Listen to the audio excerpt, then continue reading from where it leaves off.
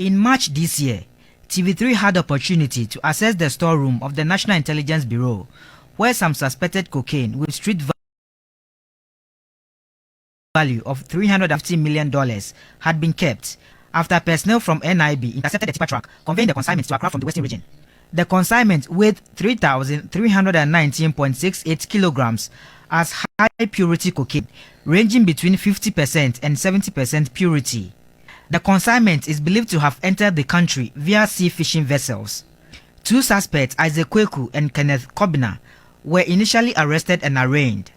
Today, we are back at the same office, but this time to witness the field testing of the consignment, which has been presented but yet to be adopted into evidence in court. On Wednesday, June 4, 2025, the Accra Criminal Court 1, presided over by Her Ladyship Ruby Ayite, the suspects and their counsel, personnel from FDA and Ghana Standard Authority were at the NIB headquarters to witness the field testing of the consignment in court hearing.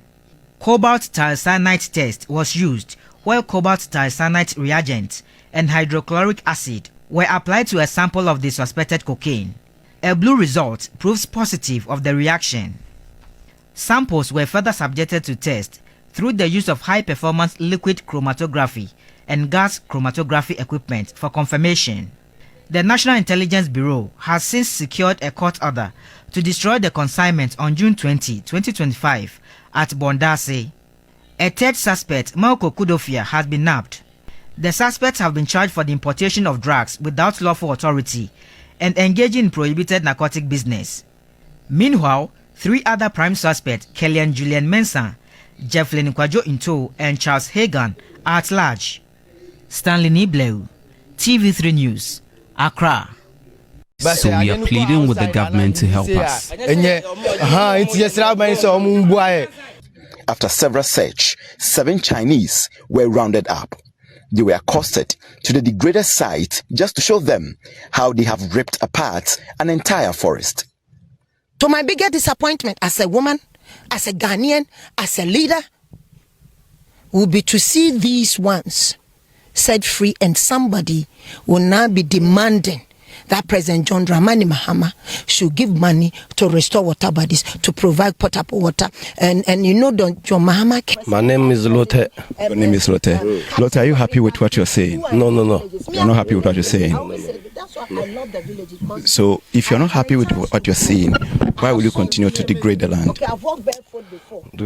English. All over, yes. No English. And I'm not ashamed. All right, so interesting.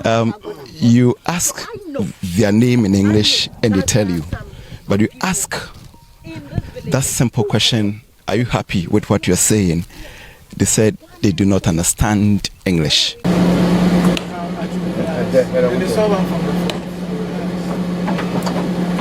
The operation almost turned south when gun-wielding thugs held the task force, including the administrator of the MDF, hostage.